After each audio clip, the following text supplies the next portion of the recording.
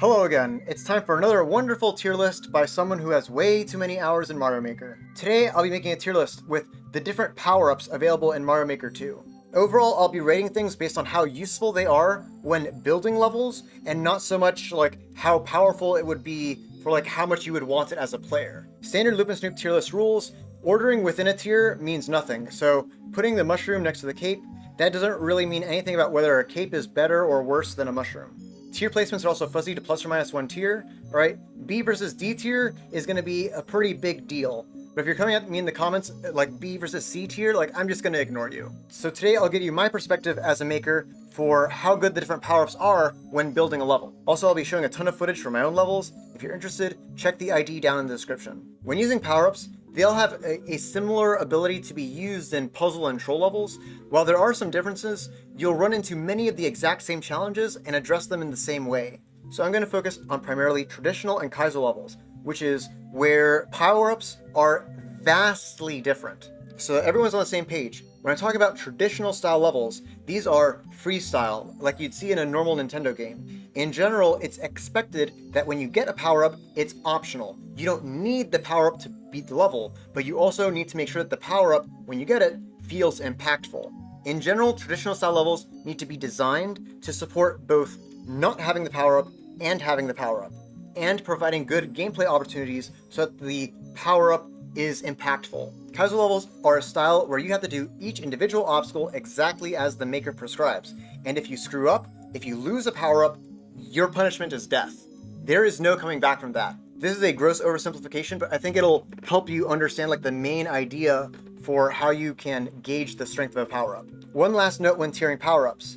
It's always a balancing act between how powerful the power-up is versus how hard it is to build a level around it because it's powerful. The point of a power-up is to make new, unique gameplay opportunities that were not there before because of that power-up. If a power-up isn't strong enough, then you can't really use it to make good, unique, new gameplay opportunities. However, if the power-up is way too strong, then you have a large potential for cheese that as a maker you need to build around, and it really restricts what you're allowed to do with that power-up. That's enough blathering, let's start tiering. First, the Super Mushroom. The Super Mushroom definitely is going into A tier. The main purpose of a Super Mushroom is to give you +1 hit point. So in a level where you have damage sources and different ways to screw up with enemies or combat, Super Mushroom lets you be more forgiving, lets the player be more powerful, but also already has built in a way to deal with the power level of the Super Mushroom, because normally just gaining hit points doesn't usually stop you from doing something that you could already do before. Super Mushrooms also have other features, like the ability to break brick blocks and grab vines that are higher, and also access progressive power-ups. The main downside of a Super Mushroom is that your hitbox becomes much larger, so when you're building with it in any type of level, you need to design the whole level to work with or without the bigger hitbox. The level needs to work with both Small Mario and Big Mario, so you don't accidentally bonk or have too tight of a space to go through. Honestly, Super Mushrooms are way better for traditional style levels than Kaizo levels, but you can definitely use it for both. Next, we have very many power-ups that have to deal with mobility, and we're going to kind of deal with them in stride. Here's my super hot take for the day. So in general, the cape is by far the strongest power-up in the entire Mario series. If you walked into a usual level as a player, and I asked you, what sort of power-up would you want? You would be an absolute fool to not pick a cape, because it's so powerful. However, for that reason, because the cape is the strongest power-up in the entire series, it's definitely F tier for makers. There are two main reasons why the cape is terrible for a maker. First is that the cape is super powerful. Like if you can get P-speed, which is not that hard, then you can get cape flight to just fly across a level. And once you get cape flight, you can get invincibility frames to effectively walk through obstacles on command. The dive bomb also basically gives you infinite POW block activations. You can also indefinitely flick things at your sides as both offense and defense. And lastly, the gliding capability gives you a lot of freedom to move around smoothly. As a result, it's extraordinarily difficult to build a cape level that does not have cheese. Number two is that the cape has an extraordinarily high skill ceiling. This is great in Mario World, where, by mastering the game, you can get better and better until you can fly smoothly, whatever. But in Mario Maker, people have very, very different skill levels. I can tell you from extensive experience, if you send a level that contains a cape to a player, you get one of two responses. Either one, wow, I get a cape. You're gonna regret that because I'm gonna cheese the hell out of your level. That's usually if you think that the maker didn't fully cheese-proof everything, or if you're extraordinarily skilled with a cape. The second reaction is, oh god, it's a level that actually uses the cape and I have to be good with the cape. Sorry, but I'm gonna probably skip. Most of the time, viewer level streamers will only continue to play a cape level out of courtesy. It's honestly like pulling teeth because people are so scared of the requirements for what it takes to build a cape level that even if you overcome the obstacles and the challenges over building a well-made cape level, it's really hard to get people to appreciate it. It's paradoxical because people love to have a cape but hate being expected to actually use a cape. Part of the very high skill ceiling comes from the fact that it's very hard to control the cape when you're flying in midair, which is when the cape is at its strongest. I know a lot of people are going to hate on this tier placement, going to get angry comments, etc., but I'm going to stand by my guns. When you're the maker, a cape is like a guaranteed disaster. I'm going to go ahead and say that you have to be an extraordinarily experienced maker to get away with making a good cape level. I wanted to talk about the cape first because I'm going to be talking about a lot of power-ups in this tier list relative to the cape, and that will help me highlight differences. The next ones will go faster. So Super Leaf also lets you fly, so that's also an F tier because it's really strong.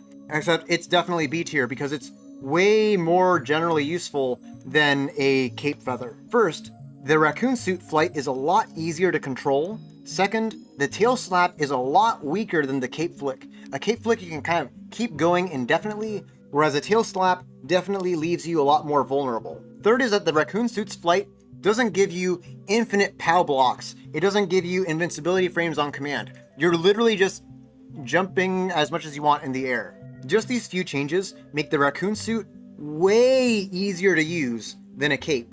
I'm putting it only in B tier because the ability to fly is still really powerful, and in a game about platforming, a lot of obstacles can be cheesed with it. You still have that cheese potential with the raccoon suit flight, but it's so much more flexible and you can mix and match it with so many other setups, and people will be a lot more receptive to trying out the raccoon suit flight than the cape. Next up is the propeller suit. The propeller suit has the opposite problem of the cape, where it's not really strong enough. A propeller suit basically gives you +1 jump in the air, and then you hover down slowly.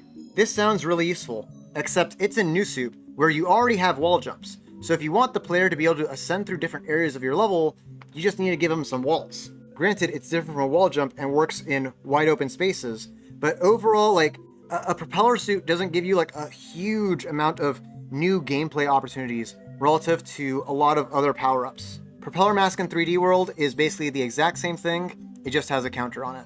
The Acorn suit basically takes the flight that you had with the cape and makes it way better. The Acorn suit takes away the ridiculous parts of the cape, where you get invincibility frames and POW block activations basically whenever you dive bomb. You don't get that. The Acorn suit keeps the best parts of your movement. You get basically a jump in the air, you can cling to walls, kind of like Cat Mario, you can glide down slowly, and you can spin jump extra high. These are a lot of extra movement options that really synergize with how New Soup works, especially with the wall jumps. And all these movement options also are really easy to control. With the cape, it's really easy to lose control of Mario while you're flying, but with the Acorn, you don't have that issue. The Acorn is well suited to both traditional and Kaizo style levels.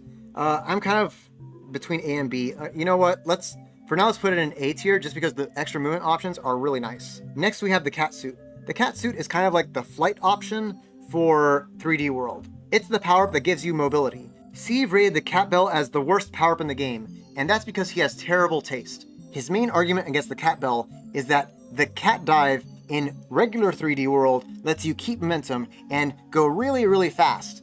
In 3D World, that makes a lot of sense because the levels are very big and spacious in 3D.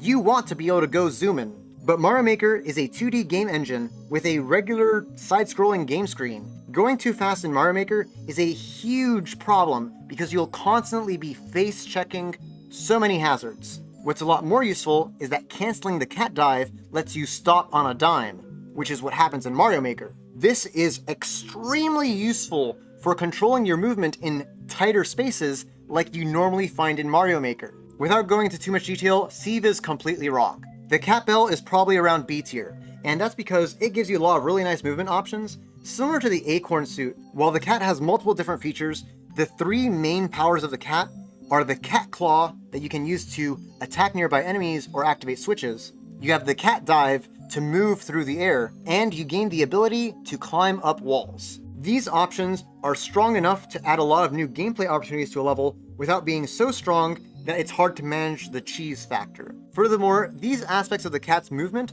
are generally pretty straightforward to control. The main downside of the cat is that it's so fast, so fluid, and so responsive that people can actually make really hardcore Kaizo levels where you can move very fluidly with the cat through a main gameplay area that's really hard. Wait, was that supposed to be a downside? Oh, no, I guess that's an upside. It's just not as amazing as some of the other power-ups in A tier. The frog suit is really good. It lets you move around through water very smoothly, like unlocking a whole new tier of possibilities. Frog Mario is terrible for traditional style levels because it's very hard to mesh together the movement of regular Mario and Frog Mario in a level that still feels good to play. If you balance your level to feel good with Frog Mario swimming, then it probably won't be very fun to play as regular Mario, who will swim pretty slowly. In Kaizo levels, however, Frog Mario is absolutely amazing. He basically unlocks underwater Kaizo, and it's just awesome. You can also use it for low gravity Kaizo and have a great time with it. It gives you a lot more control to reach a max speed jump, even if you don't have max speed on the floor. Bill Mask. Alright, this one lets you glide through the air for a fixed period of time, but this one it's really bad. The main issue with the Bill Mask is that it's very hard to de-cheese a level with it. Whenever you hit a wall, you gain invincibility frames. In general, if you land on spikes or whatever, you take damage and you can keep going. Isn't that a problem with all the power-ups? Yes, but the problem is that for a hat Kaizo, you normally use many different hats throughout the Kaizo level. Even with just a Bill Mask, you'll frequently put multiple Bill Masks in order to kind of refill the fuel of the Bill Mask itself. So it's really easy to just intentionally hit yourself right before you pick up a mask to gain invincibility frames to cheese a level. If the cheese factor wasn't there, I'd go for B or C tier, but just from experience and from talking to other people about this, it's just so hard to de-cheese a level that uses the Bill Mask. Forget about using a Bill Mask in a traditional style level, it's just not happening. Bill Mask is basically made for a Kaizo level, which further restricts its usage. P-Balloon. So the P-Balloon is really hard to control. If you ever tried controlling a P-Balloon, it's very hard to get very specific movements with a P-Balloon, and you also lose a lot of the ability to interact with the level in a certain way. So you can no longer stomp on enemies or kind of interact with objects in a similar way, but you do retain the ability to activate things like blocks. However, a P-Balloon is definitely way more handy than a cape, and I would say as far as C tier, because it's hard to use a P-Balloon well, but the fact that it has such a completely different control scheme opens up a lot of new possibilities for ways to make Mario interact with the game world. And because it controls so differently from regular Mario, de-cheesing a P-Balloon level is normally not that hard. Next we have the combat-based power-ups. First we have the Fire Flower. The Fire Flower is your general, run-of-the-mill, combat-based power-up to shoot projectiles. The projectiles are just okay because they arc down, which gives an additional challenge for Mario to actually use the Fire Flower to kill enemies. The Fire Flower also has some weaknesses built into it to make it a lot easier to use. There are a lot of enemies that are completely fireproof, and a lot of enemies that are not fireproof. Frozen coins also help the Fire Flower be a lot more versatile. I'll only put it in C tier because it doesn't really open so many new gameplay opportunities as much as just being a handy tool that you can add to a variety of different levels when you want to make Mario a little more powerful, but not really that much more powerful. A Super Ball Flower is very similar to a Fire Flower. The main difference is that you only get one Super Ball, and you have to wait for that Super Ball to despawn in order to get another one. The Super Ball Flower can no longer melt frozen coins and a couple of other fire-related interactions, but overall, a Super Ball can interact with a wide variety of other course parts, like POW blocks and P-switches. This makes the Super Ball itself a lot more useful than a Fire Flower. However, that limitation on just one Super Ball at a time is really bad. That can really destroy the flow of a traditional style level, where in a traditional style level, you'll be very frequently waiting for that Super Ball to despawn if you're going to use a Super Ball Flower in it. And for a Kaizo level, if you press the projectile button at the wrong time with a Super Ball Flower in a Kaizo level, you are screwed because you're not getting another opportunity. And when you build a Kaizo level with a Super Ball Flower, it's not enough to just give the player a clear instruction of, I need to shoot somewhere. Because the whole point is normally to get trick shots where the Super Ball is going to be going diagonally, etc.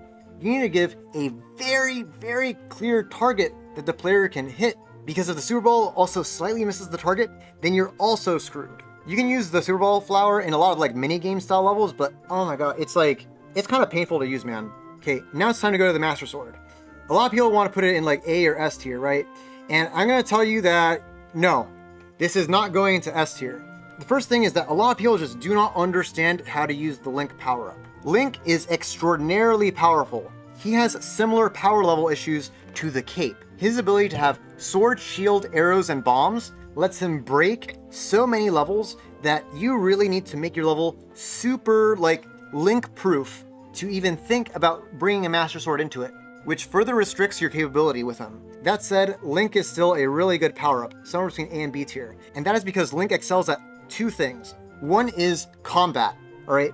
Link has such a wide toolkit that when you just kind of put him in a level with some really spicy enemies, he can usually have tools to deal with them. And usually he'll have multiple options to have like free-form combat. This makes him amazing for making custom boss fights. Second is Link Kaizo, which can be way more technical, and I'm not going to get super into that. Him having a lot of very clear options for what he can do with the arrows and the bombs, etc., present a lot of opportunities for Kaizo levels. Let's probably put him... I'm on the fence here. You know what? Let's put him into A tier just because the ability to have combat is so good. And no, I've had this discussion with people before. Link is not good in puzzle levels. Link is too good at breaking puzzle setups. It is very hard to make interesting puzzle setups with Link that he cannot break and are also unique. Shoot an arrow at an on-off switch is not a puzzle. I could make a whole video rant on that. Like, it's possible to make a Link puzzle level, but he's gonna be fighting you the whole way through, and it's honestly just not worth it. Boomerang Flower. A Boomerang Flower is a very similar projectile to a Fire Flower. The main difference is that, one, it goes forward and backwards like a straight boomerang, and it can activate switches. The fact that it has a very straight trajectory makes it way more useful in both traditional and Kaizo levels. In Kaizo levels, you can aim forward to activate a switch or hit an enemy or whatever, and that's way more useful when you're trying to go forward, as opposed to shooting a projectile at a downward angle. In traditional style levels, that horizontal attack is also extremely useful. But yeah, a Boomerang Flower also does not have a whole lot of cheese potential with it.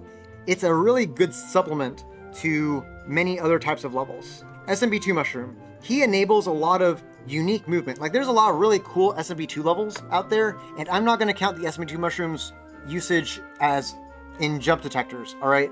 Because I'm focusing on the power-up aspect of it. But the ability to walk on enemies and throw them is really handy.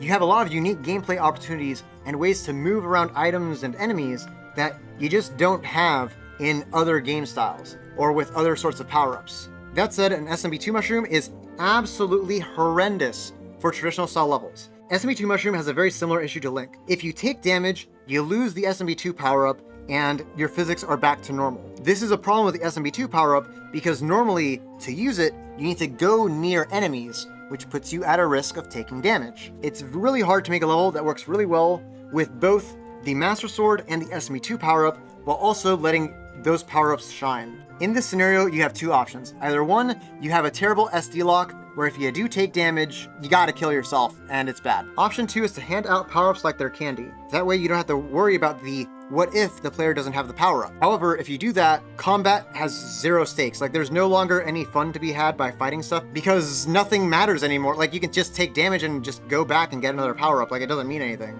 That said, the unique platforming for the Smb2 Mushroom is definitely amazing. The giant mushroom is definitely pretty handy. You can use it to mostly make setups where Mario can break through blocks by landing on them. And that's the main usage. You can also have setups where Big Mario can break blocks with his head or insta-kill large enemies. But overall, like, the number one thing is the ability to break blocks with your feet. This has some usage, and you don't have the biggest issues de-cheesing a level with Giant Mario. Overall, I'm gonna say it's a C tier. Builder Hammer. A Builder Hammer is an extremely powerful power-up. The ability to break blocks on command and build crates, like have your own blocks to move around level, is amazing. The main thing is that it is so janky.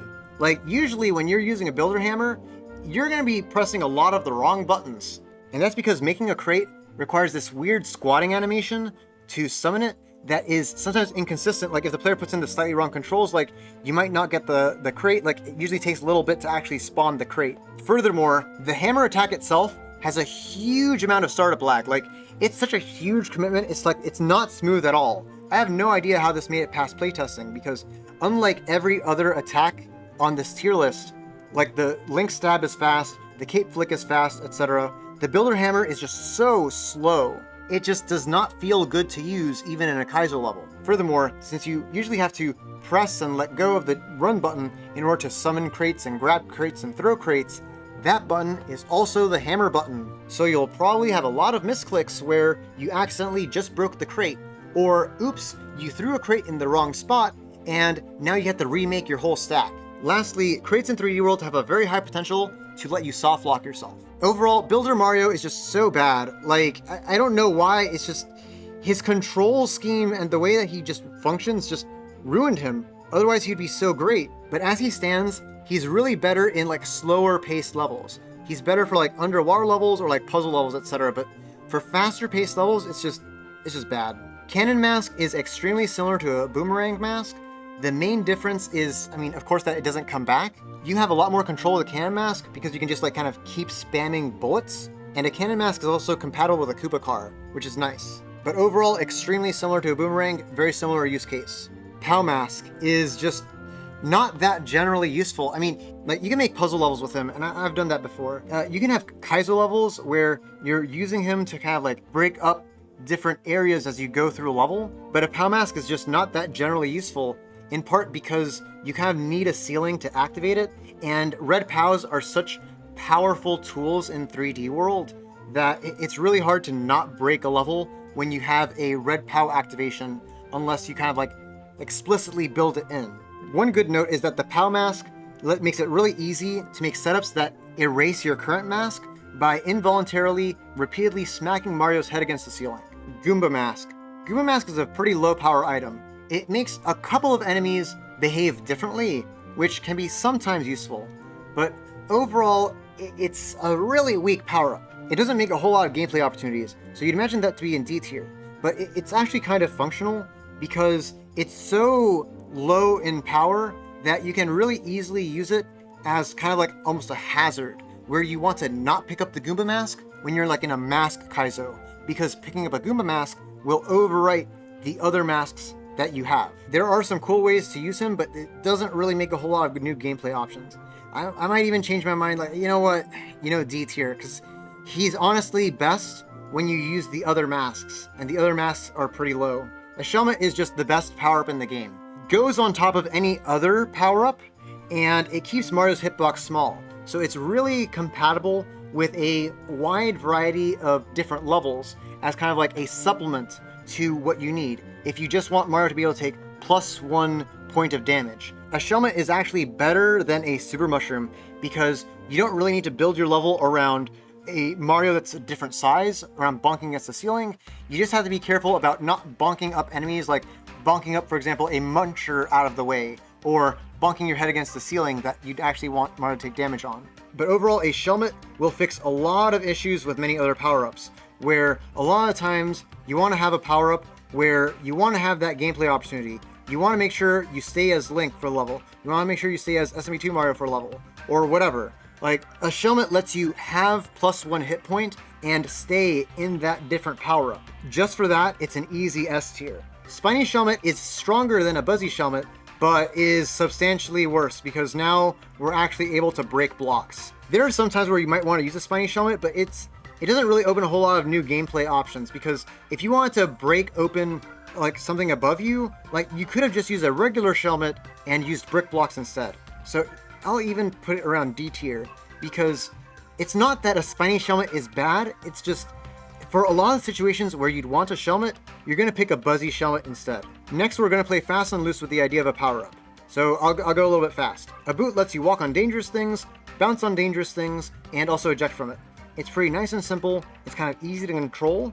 The one thing with a boot that's a little bit tough is that it's hard to make ground that you're not allowed to land on with a boot. But if you can manage that, it's really nice to be able to basically program away in your level to give Mario +1 jump whenever he needs it. Dry Bones Shell is extremely similar to a boot because you also get to eject on command, programmed by a level creator.